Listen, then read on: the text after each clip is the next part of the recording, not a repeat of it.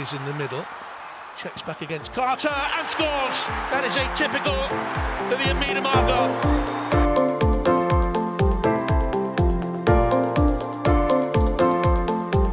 Quickly gets it back again. Oh, what a goal! Well, that sums up her season.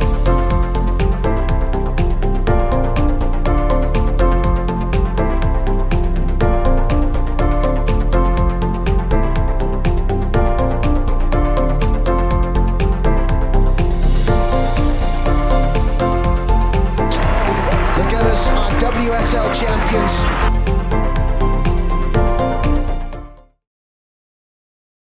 And welcome back to the Vic Akers Wonderland podcast. I am your host, Lottie, and we're back for a Real Madrid review, unfortunately, and the Liverpool preview for tomorrow at 5:30.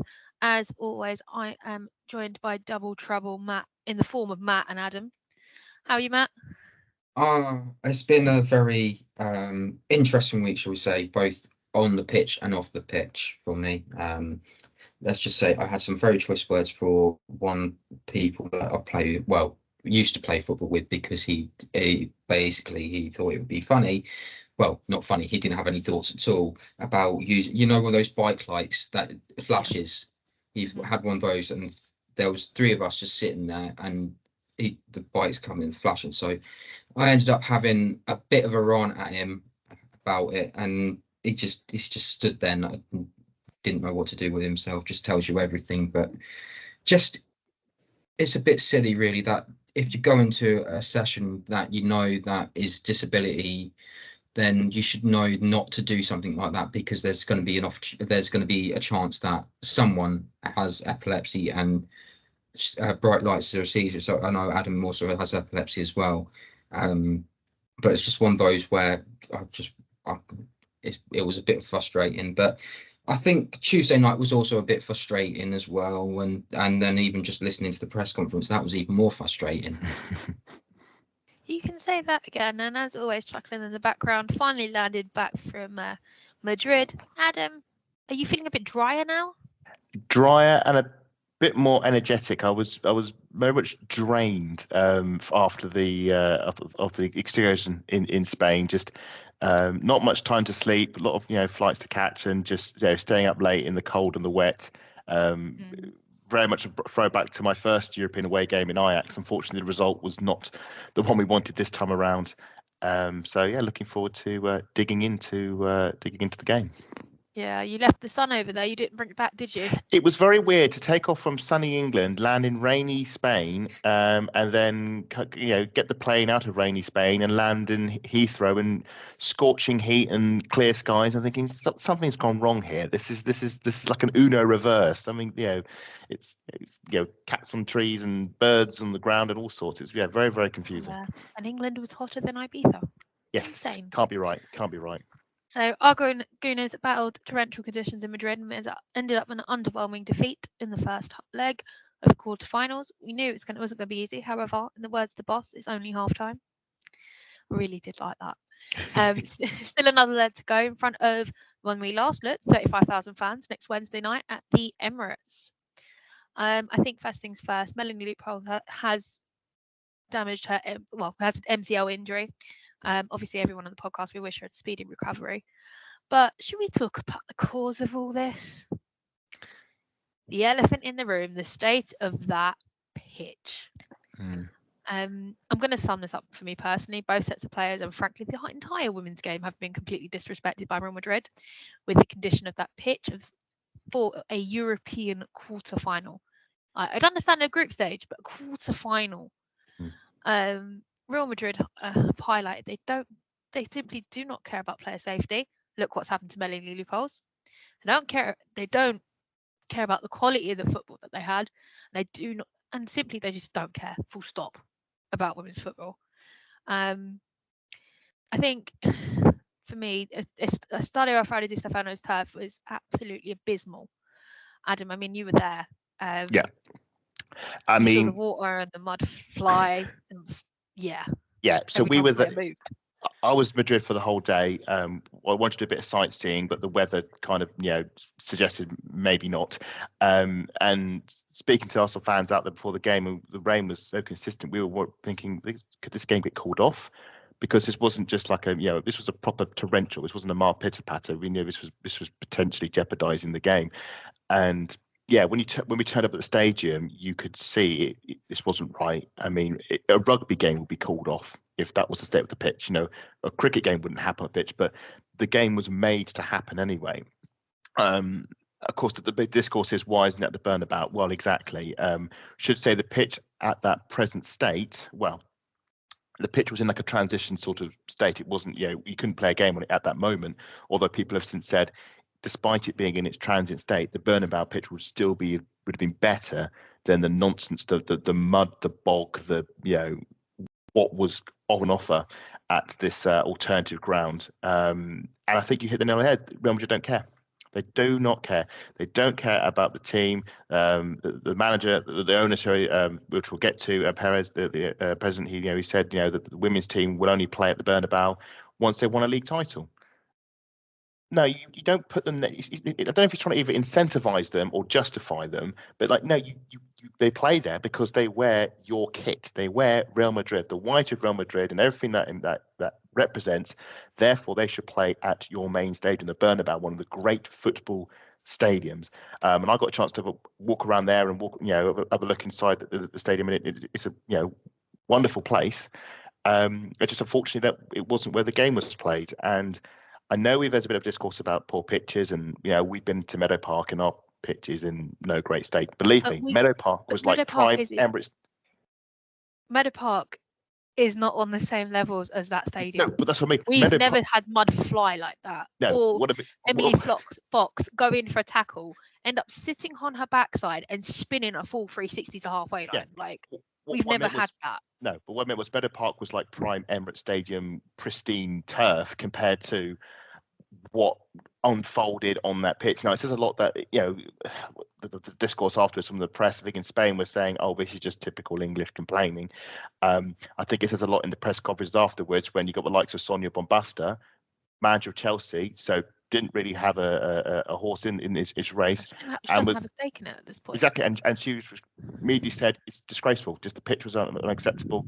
And for me, this is something which every team in the competition, especially let's say quarterfinal stage, should be playing their games at the main stadium, and it should be compulsory. It shouldn't be a nicety. It shouldn't be an option. And every club needs to pull together in that direction and go for growth of the game rather than personal interest, and show commitment. Because we're going to play our games at Emirates Stadium. We're not going to play the quarterfinal at Meadow Park unless something crazy happens. But it's things like that. It's things like I think someone, you might have mentioned Lottie, or someone in one of my group chats mentioned the fact that goal line technology wasn't in use for that game. It was me. It was me having a conversation in our group chat. So and it was just, I thought it was really bizarre. But the thing is, it happened then you reminded me it happened by Munich like the other season. And I just, I've got memory flashbacks coming back from that game. It was incredibly frustrating. I can't remember I think she was a Japanese player that kept it off the line. I can't remember. Suki Kamizawa. Suki she now plays. Come on, guy. She now plays for London City Lionesses. That's it. Yes, that's who it is. As much as poor as the pitch was for women playing on it, it was awful for the fans because we're all completely exposed. And so basically what happens is at half time, we all have to crowd up to the back of the stand to get shelter. No, I was watching that. I'm like, you're not getting soaked. There's no shelter there, full stop.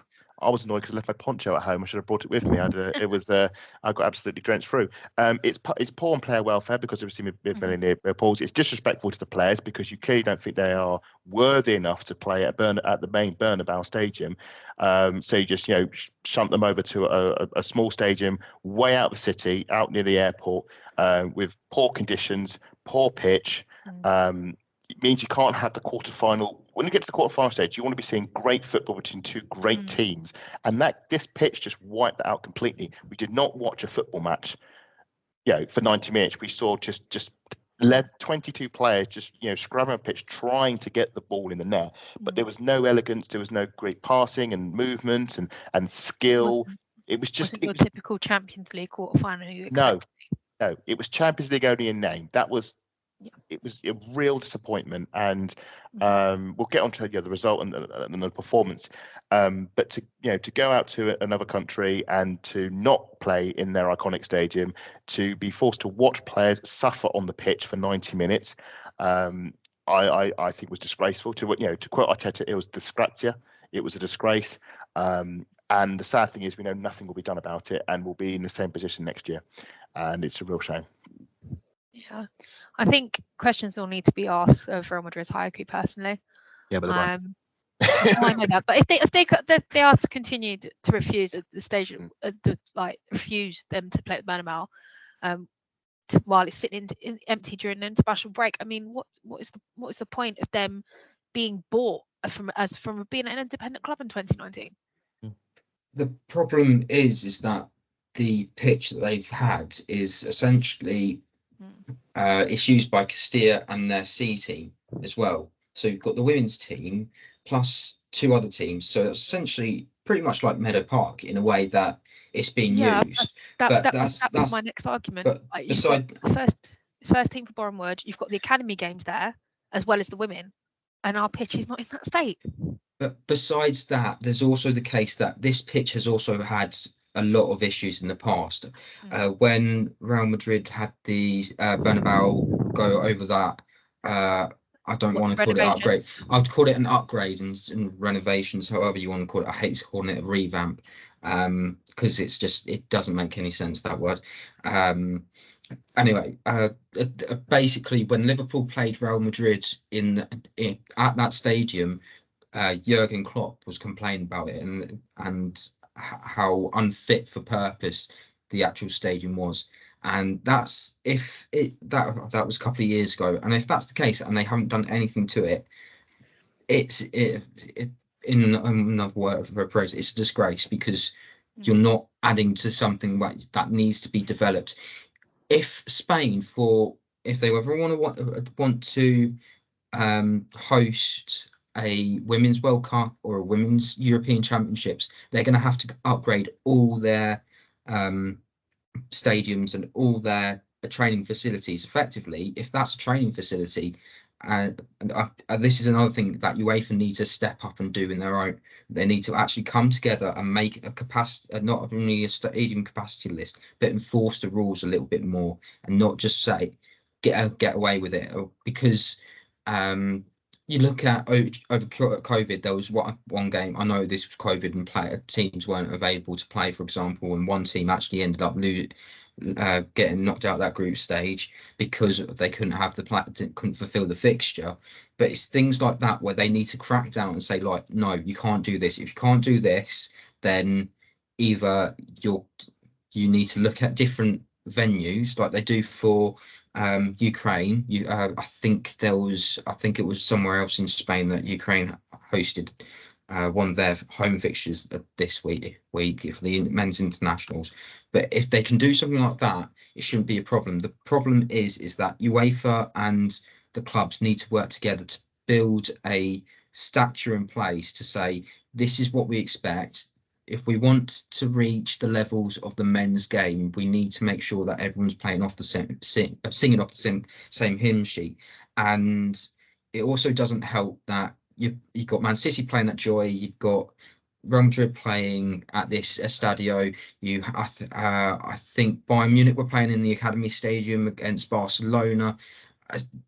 That's a huge game in itself. Barcelona against Bayern Munich, and it's not at the Allianz. Whereas 2 years ago, that was Arsenal at the Allianz.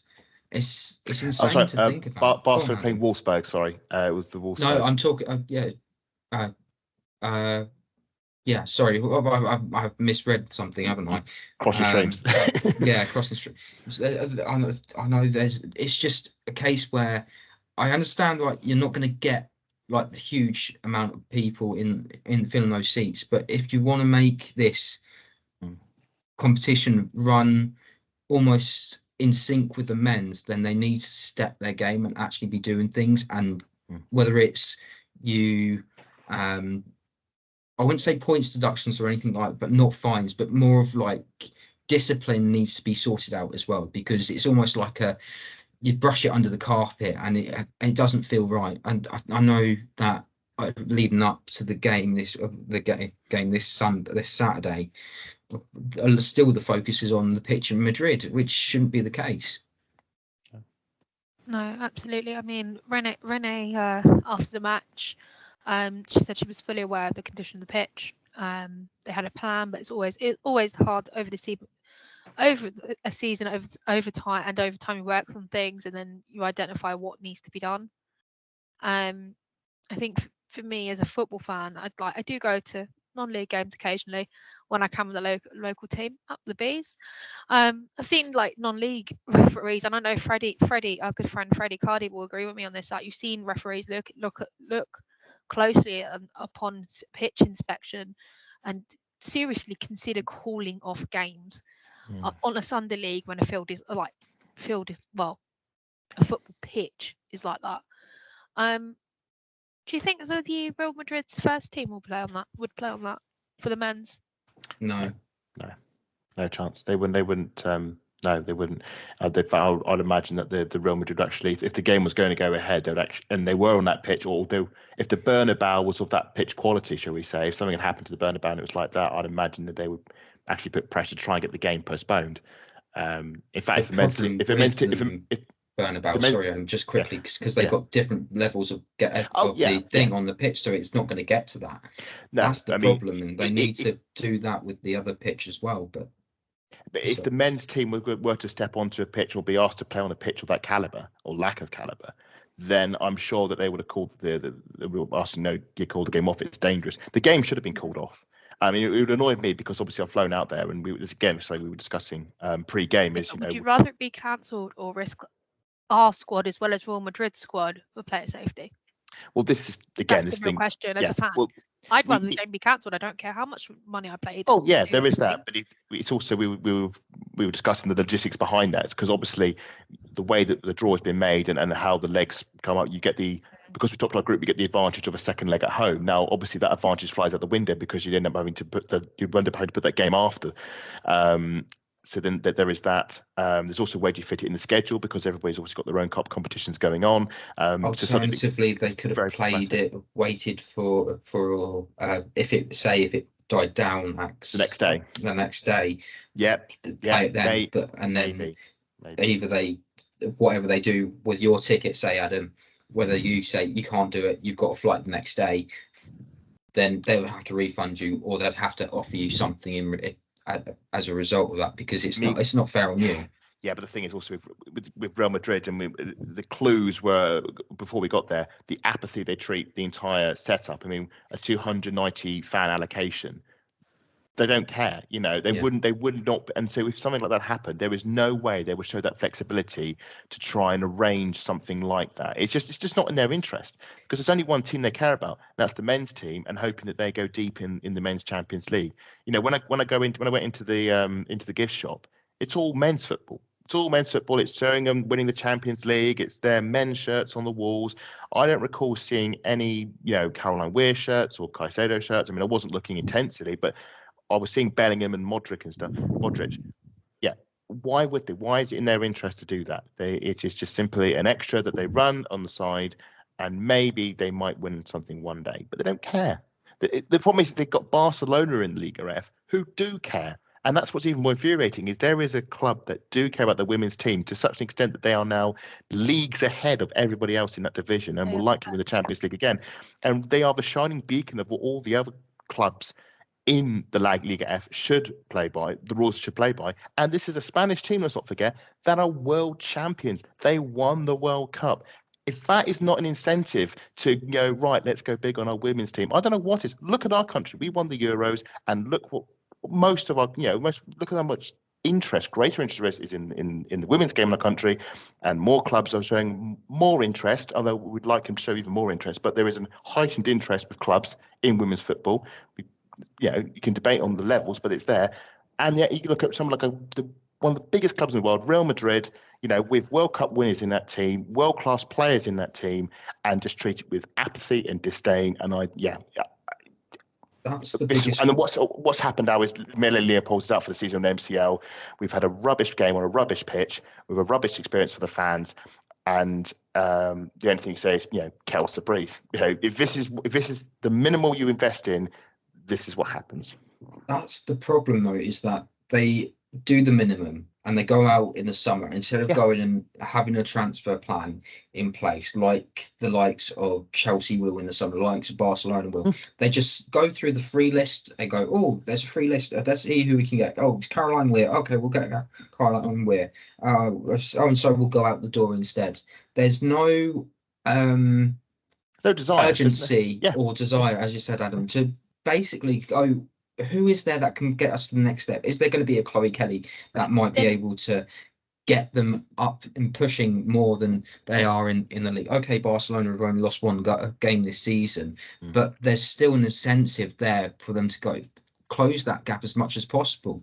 And they just refuse to do it. When I watched that game against Deportivo La Coruña, it was a draw in the end, but it was self-inflicted because it was essentially an own goal and a penalty that Real Madrid conceded. And it's one of those things where it's frustrating because, as you had rightly said, Adam, Spain are world champions.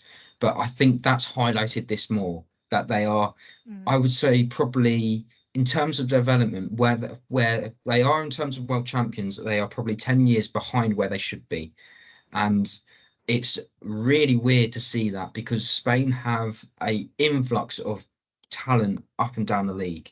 And you see it all the time. You've seen a lot of them come from Liga F to the WSL, like sort of Gabi Nunes, for example, in the summer. Maya Ramirez is now at Chelsea. We've got Mariona Caldente. Now, in the summer, a lot of them will probably look towards the WSL again because not only is it a better wage package for them, it's probably a better conditions for them because they're playing at professional clubs that want to invest.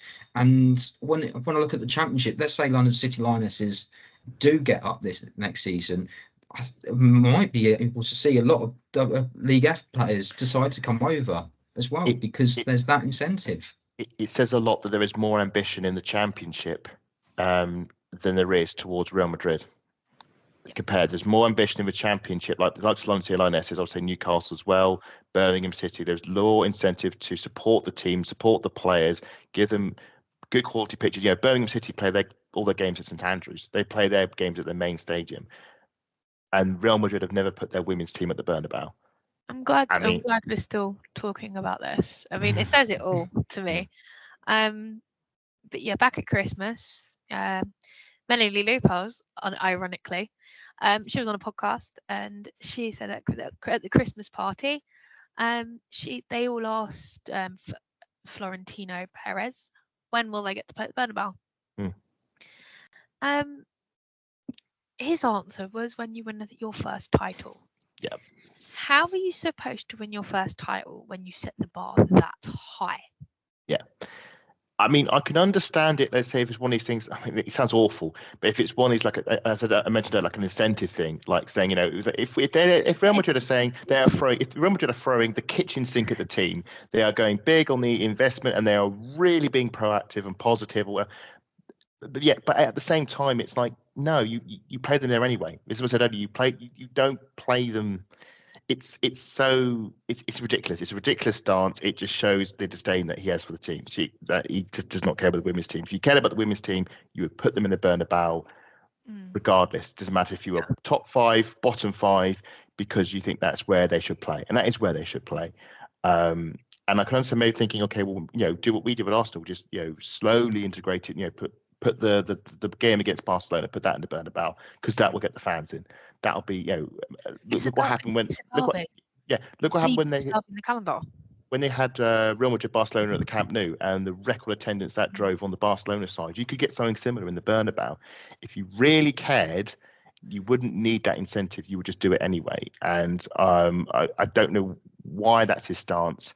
It's not like it's a financial issue because Real Madrid money is no question. It's not like they're running under some of the issues that some clubs over here run, especially in the Championship. They can afford whatever losses that might incur. they can afford to put the team in there. And yeah, it makes no sense. It's disrespectful. It just highlights what I said earlier. It's a team that don't care. A club that don't care, and that runs from the top. It's the culture from the top. And Perez himself doesn't care. Doesn't see any worth in it. On the financial side, Adam, I'm glad you brought that up because I've actually got the list from the Money Football League. Real Madrid are 5th on the list. Yeah. They are getting over 10.5 million euros. That's more. That's just 200 less than Man United. And if that's the amount that they are getting each year with an increase, Barcelona are atop that list with nearly 18 million in euros. That works out as probably about 16 euros in UK pounds. As I said, 16 pounds in euros. So if 15 million pounds, shall we say? Arsenal are also there, joint with Barcelona, and it's the players there. You've got players that you sit and enjoy, and we'll probably talk about a lot of these players that are at Real Madrid, and it's just if they were willing to part with a little bit more money, that they could really surpass Barcelona if they really wanted to try. But if there's no effort, there's no reward. But then you've got the odd case of, say, Aston Villa, where you have a lot of effort, you go out and buy certain players, and it just doesn't work. Yeah, I think there was the talent in that team already is strong. The money thing is I agree. It's not like women's football is this really big, expensive toy that it takes a lot of money to maintain, like a Real Madrid men's team and getting them winning the Champions League every season.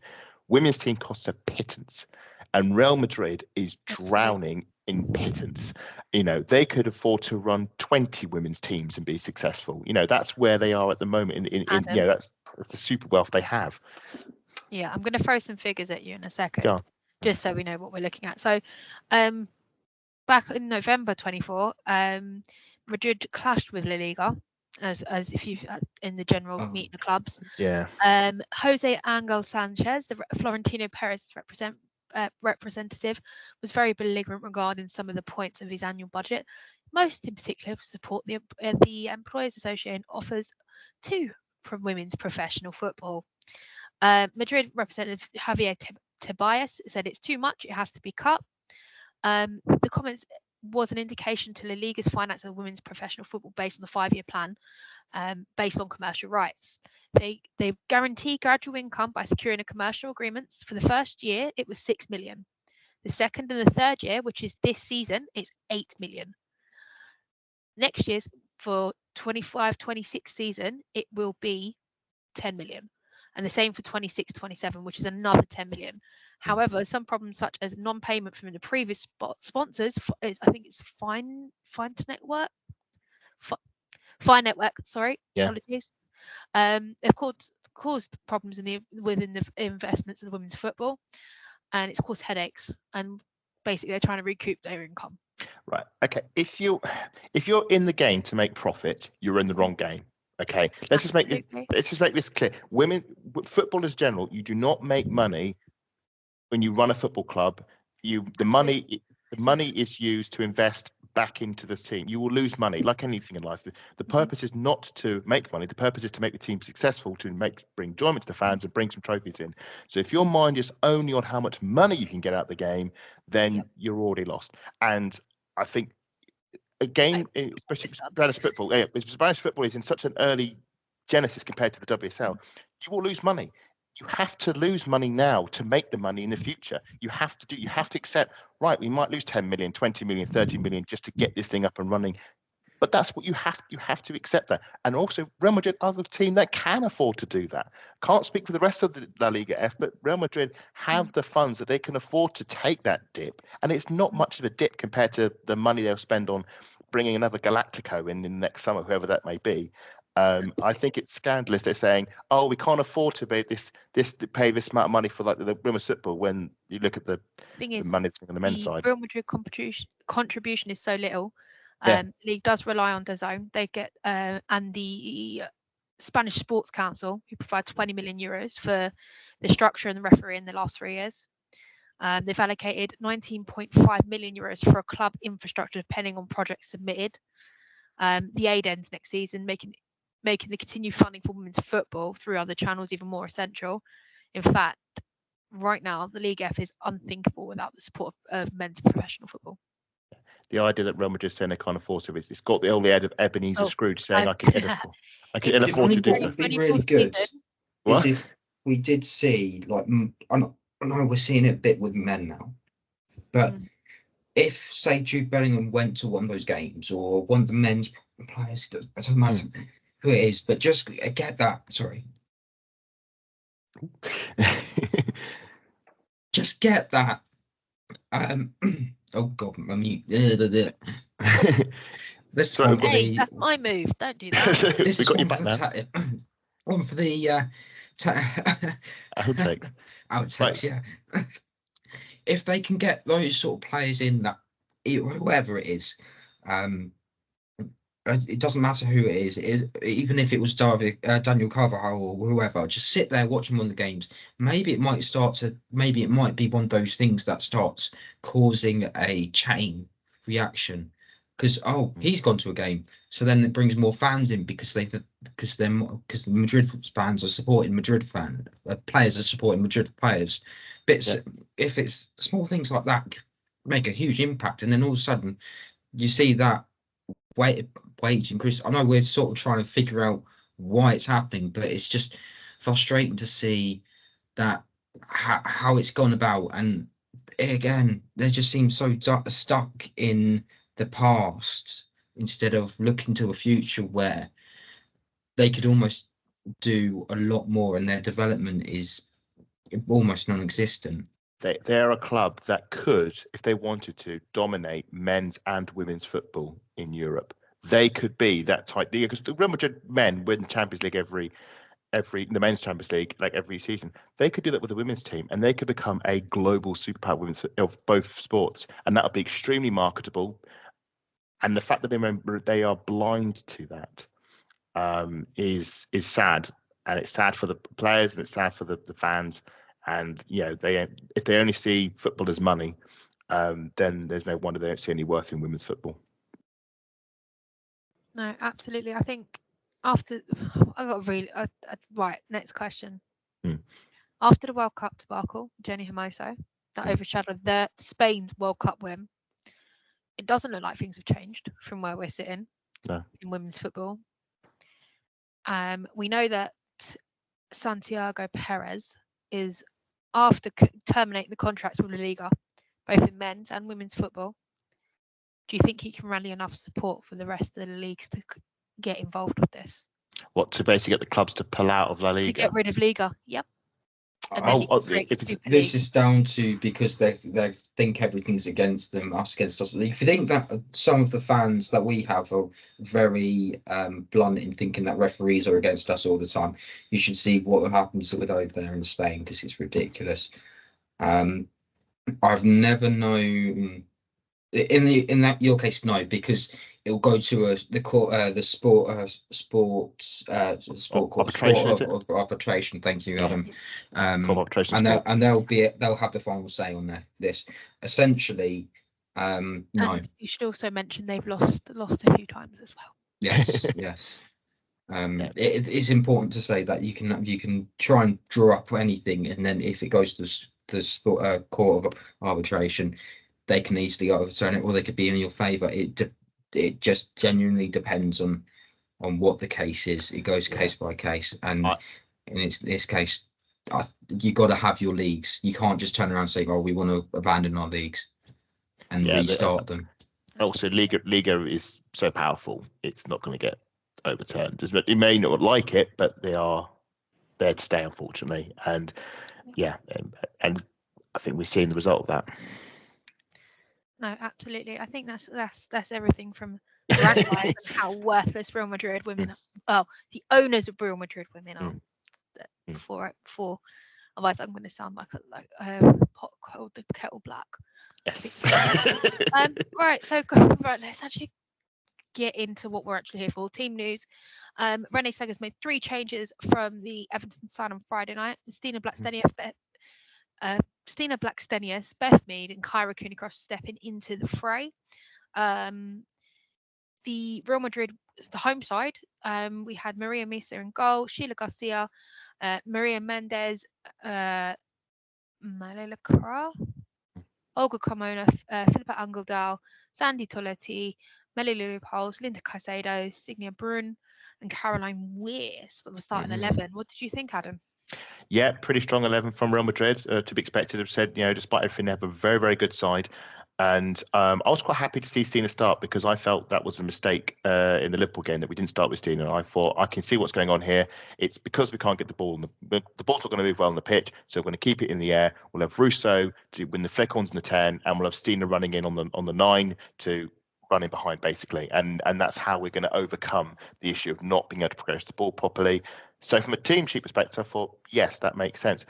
The only wobble I had, but I do could understand why, is Cara did start, didn't it? It was Leah Volti was on the bench for this one, wasn't it? Yes. Yeah. I thought Volti may have started, but that was, again, that's just a minor quibble. I could understand the setup, and obviously Manu was in goal still. Obviously DVD was out, sadly. There's nothing we could do about that. But on paper, I thought, okay, I can understand the logic, so I'm not too alarmed by any of the selection choices. Our bench was Manuela Zinsberger, Emily Fox, Leah Williamson, Steph Catley, Katie McCabe, Kim Little, Kyra Cooney-Cross, Beth Mead, Alessia Russo, Mariona Caldente, and Stina Blackstenius. Matt, have you got anything to add what Adam just said? I think my biggest worry was that I wanted Mariona to be playing in that midfield, in the attacking midfield role. I didn't want her to be playing out wide, which is what she was doing in that game. The reason for it, I think, in this type of game, because she knows that team very well, she could dictate the play a lot more, which means who would have come on that left side. I would have actually kept Alessia on the bench, and nothing to do with height or anything like that. It's just a case that if you start Stina, don't start Alessia, because it doesn't work unless it's really forced, like we have seen in the past. Yeah, and it was just one of those things that it just. Who would have gone on that left? I would probably suggested maybe Chloe Kelly just to start with, and then you could bring on Caitlin Ford, or you have Caitlin Ford on and Chloe Kelly comes on later in the game.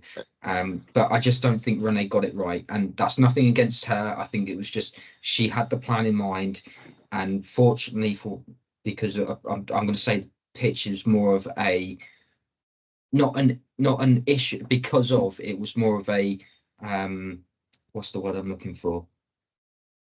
I'd say the pitch was more of a condition. In condition of how they lost the game. Do you think the pitch dictated the starting 11? Do you think Renee picked her team based on the state of that pitch? I think she'd already picked her starting 11 when she was on the plane. Yeah. I don't think she. Had she have realised that, like, when she got on the plane, got into the hotel, found out it was raining, then she maybe made a couple of changes, that would have probably changed her opinion on who would have started. But this is one thing that's happened in the past, where she's picked a team and it hasn't worked out because of the condition of how the pitch is. And it's not her fault. It's just one of those things that happen. I can't remember what they call it now, but it's an unconditional. That's what I mean. It's an unconditional thing that you can't control it, and it's just one of those things that you kind of have to get on. Okay, it doesn't work, but we go away from there. I think that hopefully this is like a learning curve for her, where she starts to maybe give her a bit more time and thought into the starting 11 for each game a little bit more, and especially leading up to the day of the game, shall we say, especially tomorrow, that if it's nice and sunny, for example, I don't think she'll have a problem picking the starting 11. No. Yeah, it's meant to be lovely. It's meant to be nice tomorrow, so I'm quite excited. The torrential conditions in Madrid, a waterlogged pitch, prevent both sides from playing free-flowing football, as we already know. And for the first sort of 10 minutes, Adam, what did you think? I wasn't too worried because the game was so bad. Neither side could play, so I didn't feel any sense of jeopardy. Now, which is to say, from our perspective, Arsenal were attacking towards our corner in the first half, so I wasn't really seeing anything happen. And I was thinking, and the discussions I had with my friends in the stands beforehand was, right, forget the result, just get back in one piece, get back to London in one piece. 0-0 draw, brilliant. You just got to manage the game. It's not about winning because you don't. And again, there's another analogy which I hopefully get if I remember to the old, don't lose the tide trying to don't lose the tide trying to win the game, which is a game we'll get to later. But we don't have to win the game. We've got Emirates Stadium coming up where we know we can play on the carpet, where we are in control. We are, there's no under control. On our terms. We can play on our terms. We're in our safe space. The pitch we know will be great. The fans will be behind us. We've just got to manage these 90 minutes. So the first 10 minutes, nothing was really happening. And for me, that's perfect. That's fine.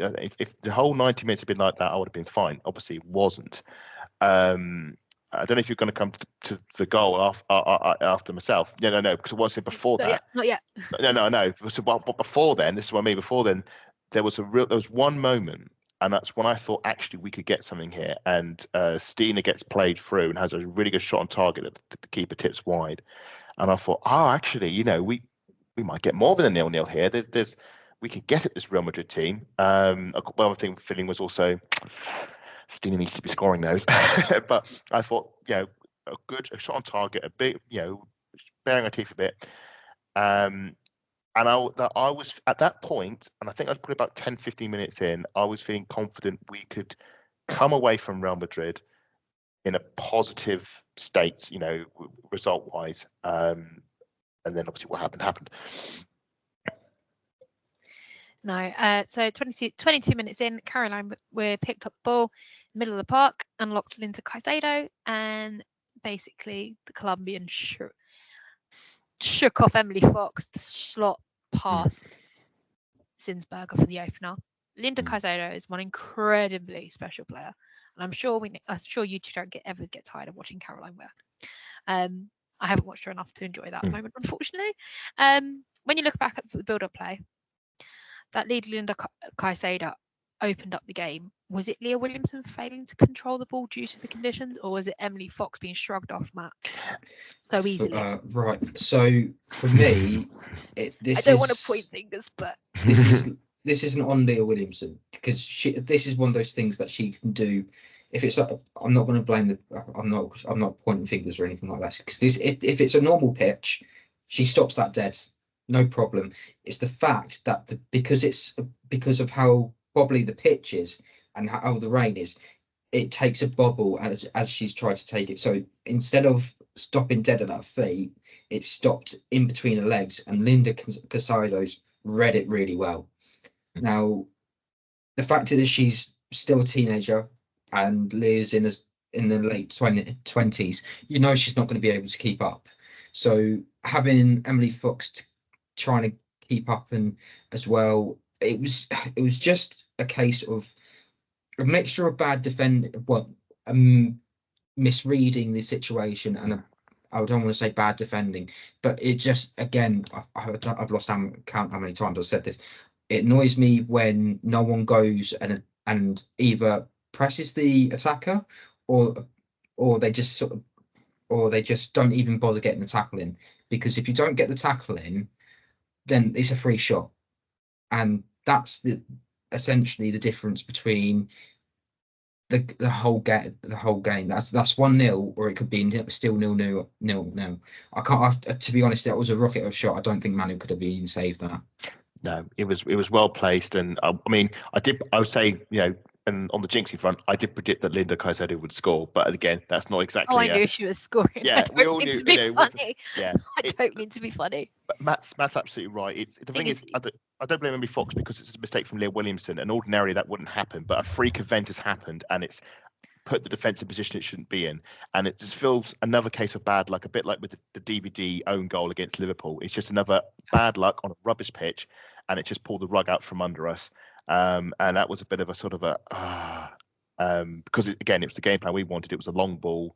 we overcommitted. They got us on the counter. You put a very fast player like Linda Caicedo on 2 centre backs. She's gonna have a field day. And it was a bit of a sucker punch that, because I felt up until that point we were absolutely fine in the game. There was nothing to suggest that Real Madrid were tearing us apart or anything. It was just one attack, and the rug had been pulled out from under us. Basically, I think there were chances both ends. Yeah. But they came exceedingly rare after that first goal. Bethany came close hitting the ball on target just before half time, but as the ball fell out to her after a set piece clearance, she went wide across the post. From home, it was very underwhelming to me. We thought that gone in. We thought because we were on the other side of the net. We saw the strike and we saw the keeper move. We thought, hello. People jumping up and down. I was like, no. And then it went wide, and we were talking after replays. And so we would ask this about the Leah Williams to go when the mistake happened to the Leah Williams error. We thought something's gone wrong here. And then again with this one, we thought, how close was that? And it was like, it was close. Yeah, it was very close from at home. Matt, what did you think of the first half? I know you were at home like I was, so. It was honestly, it was one of those where it was really hard to watch and trying to keep yourself engaged and watch the game. It was a shame. Again, I know we're talking, I keep going back to the unconditional of the pitch, but if that's an end-to-end, if that was a perfect playing surface, that's an end-to-end game, and you probably see a lot more shots on target than there was in that first half. And it's a real shame that, because both sides, I think we've covered in the preview how good both these teams are, and we should have had that game. It was just in that first half, what can you do? At 1-0, I was happy, even though it's 1-0 done, because I think me and Matt, we were there for that Bayern game a few years ago. Similar situation. We lost 1-0. Yeah, thought it doesn't matter. We can get it back at Emirates Stadium. So I thought, and I think Righty actually talks about this on his podcast, as Steph Horton is 1-0 down. Just again, manage the game. Take the 1-0. Just Real Madrid are going to go. They're going to hold out for this because they know they're coming in as the unseeded team, if you will. So they know they're on the lesser result, and you want to hold on to this to take something to Emirates Stadium. Don't fall in the trap. Manage the game. 1-0 defeat is no bad result, and I think we would have come away with that. If that had been finished 1-0, we'd have been happy with that. And so whilst it was disappointed at half time, I didn't think it was a disaster. It was just sort of a mere sort of annoyance, if you will. No, absolutely agreed. Half time, Chloe Kelly and Caitlin Ford joined were introduced. At the other end, Fox battled well to contain the ongoing threat from Linda Caicedo. And goalkeeper Junon, what a save from Manuela Sinsberger. She has her moments, doesn't she? We do. It's a very low save as well. She made a lot of really good saves throughout the game, and considering this is her second game in a row, so she's still not got that game management that in the past that she would usually do. She's still alert and she's still ready to go, and that's a good thing to have in a goalkeeper. It does annoy me that people, I have seen other people sort of tear us to bits because we've got Manu in goal, it means we're going to lose the game. No, goalkeepers doesn't just lose you a game, the whole team loses you a game, and that's what is the frustrating thing, is that you've got this Manu. Let's not forget Manu was the goalkeeper that won the Golden Glove 2 years ago in the title challenge season. She won it for a reason, and yes, okay, the defense also played their part, but Manu's got the experience now, as not only just through international, but she's now nearing her 30s, so she's gonna be reading the game a lot better than she would say than a Daphne van Doms would when she came in at the start of the season.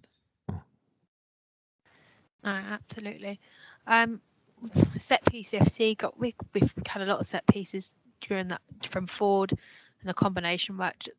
We tried to trouble their backline inside and outside the box, but unfortunately it came to nothing. I want to get your thoughts on Renee. should the changes in the second half have come sooner, or do we think Rene's got perfect timing for her subs? Because we all know she's not afraid to use her bench. She's made some great subs in the past. West Ham at home and Everton away spring to mind of rapid action substitutions. But I think as we can all agree, every manager, you don't get them right all the time.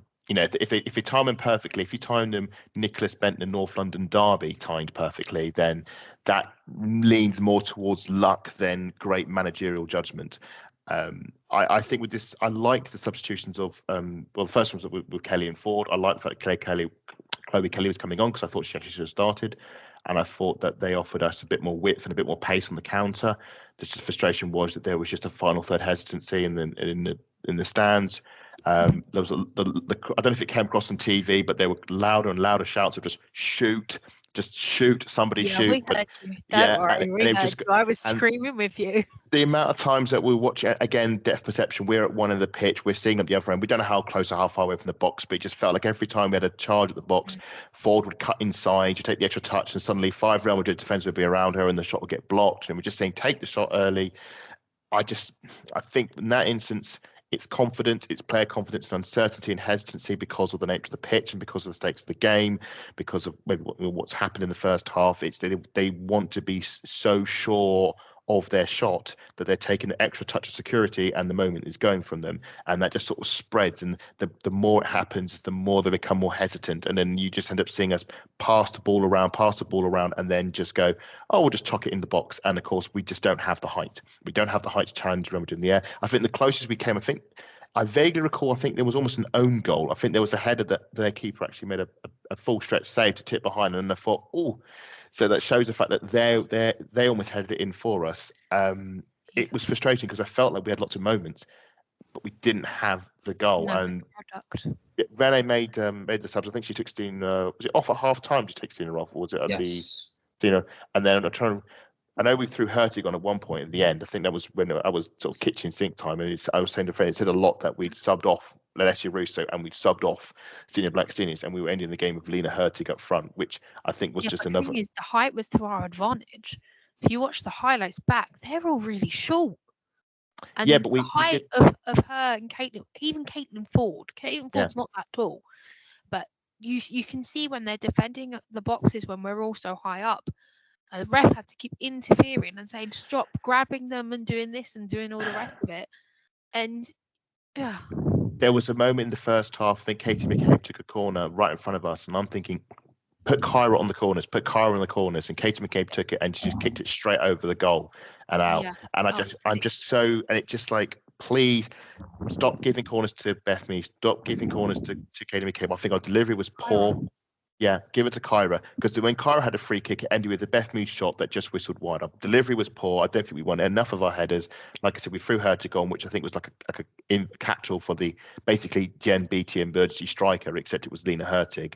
There was a lot that went wrong there, and the fact that our game devolved into mindless crosses sort of says a lot about, I think, again, say the pitch. I don't think the players trusted it to be able to do their passing game.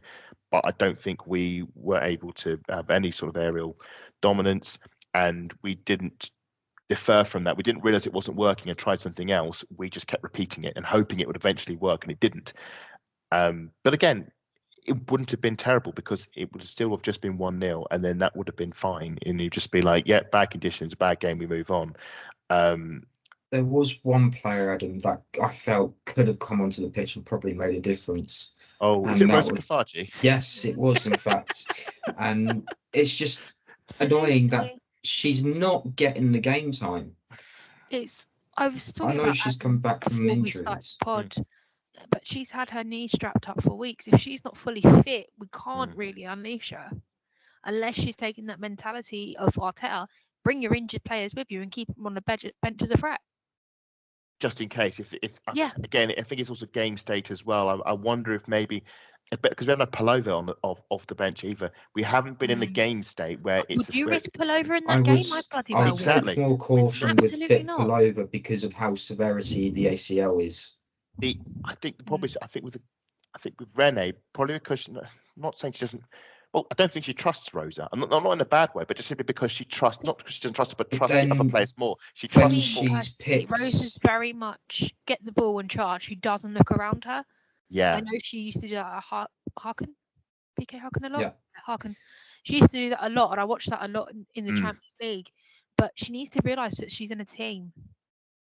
I think because of the way that Real Madrid could easily ping it, and they did on the counter with the pace, I don't think Rennie wanted to risk possession loss, because if Rosa gives away the ball away in a attacking area, suddenly it's a long ball by Caroline Weir, and like I said, it's running at it again. So I think that's where the priority was. If the game had been won, if the game was in a safe state like a 2-0, then maybe you could put Rosa on to give her a run.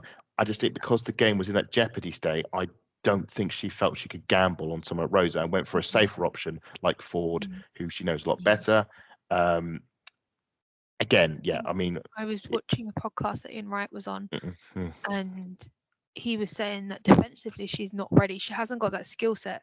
But attacking, she's all there. And when you're in that position, do you really need someone that's all attacking, or do you need the perfect combination of both? The only time I would have thrown, if she's going to play there, I would rather she play as the forward, if that's the case. And then whether it's in training, you tell her what you want from her, defensive wise. There's no way she can be, if you want your attacking midfielder to be defensive and attackingly solid, it's difficult because go on, Adam. I was going to say the thing was with the time I would have thrown her on is if they were going ultra desperate to try and get a goal back. But in that moment, they didn't bring on Rosa, they bring on Hertig, and that's because they prioritised height over attacking flair. They just went for, long ball and head rather than a bit of intricacy that Rosa could have provided. And there is potential, obviously, with the fitness issue as well. I think we all wanted see Rosa. To be honest, when she's been on, and it hasn't been that many, in the recent times you have seen her, I haven't been like wowed. I was quite wowed early in the season. There was a few moments and I thought, oof, that's a really good player. West Ham away, there was the Man City home game. There was a few brief glimpses away at BK Häcken. But we haven't seen her much, and she's been injured. And I think the last time I saw her was Brighton away in the League Cup, and nothing there really sort of screamed, wow, great attacking flair. And we've got to remember also, she's not Renee's player. She's Jonas's player. Yes. And again, this is one of these players where she's been brought in because Jonas just didn't have creativity in his team, so he's brought her in, and then Jonas has gone, Renee's come in, and Rosa I think is a very good talent, but I think she's a very raw talent, and there needs to be patience from the fans and from the manager and from the player so that she can get to the point where she can perform hopefully to a maximum. But it's not a guarantee. I think it's one of those ones we'd like to work, because if it works, it's amazing. But yeah, it's just also because she's not being played, she therefore becomes a solution in every situation when we don't win. It's like, if we played Rosa, we would have been fine. It's a bit of a geo complex. Would you put her in the under-21s then for the moment and just say need to be playing consistently, and then seeing how she does? If playtime was an issue, she should have got out on loan. Considering we've now got quite a lot of options now, because we've got Hertig back and we've got Chloe Kelly, we've got Caitlin Ford, we've got Beth Mead, Mariona can play on the wing if need be, and so Rusandant as well. Just where do you slot Kavaji in? Especially as we're out the FA Cup, when the League Cup's now all finished. It's not easy. Yeah, no, completely. I do want to get your opinion, boys. Penalty call. Which one? The one in the second half. Hang on, where was that one? My notes. The one from Leah Williamson. She mops up the back as Linda Caicedo tried to run onto a loose ball. She moves up right and into Russo, who bends the pass with the outside with a foot up inside right, and Kelly runs onto it, chased by Maria Mendes, who manages to tow it away before Kelly could shoot. Yeah, there was a lot of bumps There was no and mention of VAR on the zone. yeah, there was a lot of sort of moments like, well, have we got away with one? And there was a lot of screams. I think Kelly went down with foot in the box, and there was a lot of screams there. There was a moment when a player, I think it was after the Manu save, someone got shoved to the ground. I think it was by McCabe, and you thought, well, on another day that might have gone. And I think the Linda Caicedo one, I think it was when I thought she had the beating of Fox, and she managed to get back and actually stop her. Again, 50-50 is either way, but I don't put any weight on penalty shouts because you're splitting hairs at that point. If you get them, you get them. If you don't, you don't. But again, I saw nothing from where I was in the stands that was clear cut. I didn't see anything that would suggest a massive clanger had made on a penalty decision rather. Thing is, I've seen it as against Everton. Chloe Kelly won a free kick because she brought a foul when in fact she just threw herself to the ground. And it's just one of those where maybe the referees have been told to keep an eye on these sorts of things, and in the end, it's just one of those decisions that either you're giving it or you're not. And I just think in that moment in time, maybe not. Maybe in the second leg it might happen, but you never know. It might be given. Absolutely. Atina Del Castillo is on the field for more than a mere few minutes. Broke into a space of 20 yards from a goal, unleashing a superb strike on Manu Zinsberger. This was the moment. Yeah, I was actually talking to the fan next to me because of the state of the game, and it looked like we weren't going to get the goal. And I just said, well, as long as we don't lose the tie, trying to win the game. And the game that springs to mind is Monaco at home in the Champions League, 2015. If you know, and it's just one of those ones where if we could just see it out, and we didn't. And it's one of those ones I was watching it unfold, and it was like, oh hello, this has gone wrong. Something's wrong here, because Castillo, I think Matt even brought her up in the preview, it's one of the great talents. She's in too much space. Something has gone wrong, and she's in loads of space. Takes a shot. I would say Leo and Fox have to close down. I don't bend the pitch for this. I don't bend the conditions. That's on them. They back off. They don't engage. They both back off. You're forward of the room. You're forward to shoot. She's too good a player not to take their shot. And Manu has to save that. She has to tip that round the post. She gets her fingertips to it, and it goes through her hands. And I'm sorry, but that is the fine margins of the game, is that you're in goal to make that save. And I'm not saying it's an easy save, but you have to tip that round the post. And she doesn't. It just sort of goes through her gloves and into the net. And that was could well be it's the second tie to come. But if it goes the way it could go against us, that's the moment where we go, oof. That's on us. We switched off. I don't know if we were counting down the minutes. Was it in the last 10 minutes, or was it before the 80? It's 86 minutes on the clock. So I think 86. So just I don't know if the players just had switched off, or they'd been exhausted by all the running they'd had to do because of Linda Caicedo, but it was poor defensively. Poor from two players who should know better, who are of a higher caliber not to make that kind of mistake. And Real Madrid pinged us on the counter. We didn't do anything in the final third. They went over pretty much. I think they had about three shots on target in the end, and then scored with two of them. 2 goals out of it. So 2 out of 3 is not too bad. Ruthless. Strong defensively, strong defensive numbers.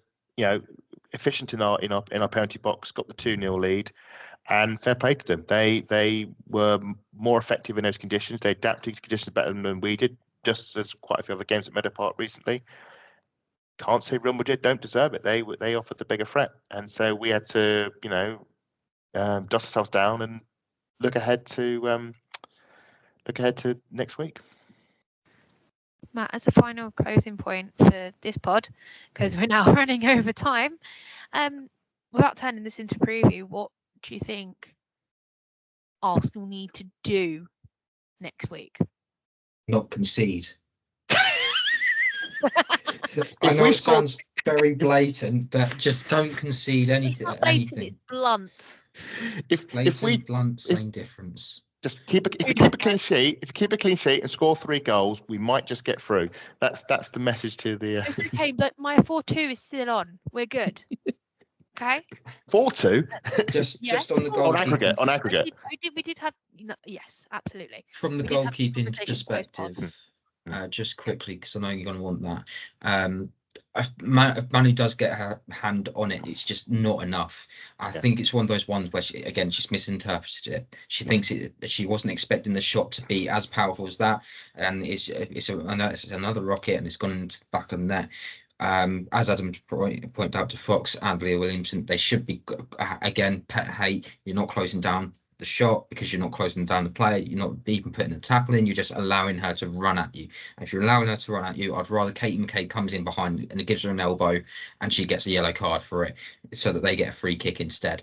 That would have been a lot easier to handle, because then you can get the players back and closing a couple of minutes of the game and just see it out. But no, they don't do that, and they just allow the shot. The shot goes in, and Madrid on the day deserved the win. No, absolutely. If you do want to catch up with us and don't miss a show, you can follow us on Twitter, on VAW Pod and Instagram. Matt, where can everyone find you? You can find me at MattLR28 on Twitter. You can also follow me at on MattLR on Substack. Adam, where can everyone find you on your multiple handles? Yes, I've got many handles. Got more handles on the bike. Got 2 handles. Adams.Salter, Adam-Salter 4 and Adam_Salter 4 on the likes of Twitter and Blue Sky and Instagram. And you can catch my writing on the halfway line, and you can catch my updates on all the things Arsenal Women archive and the Arsenal Women archive. Okay, brilliant. We will be back with a second pod tonight because we've run out of time for the Liverpool preview. If you're going to watch them both back to back, we'll see you soon. If you're just watching the one, thank you for tuning in. Don't forget to hit the like and subscribe button, and come on, you Gunners.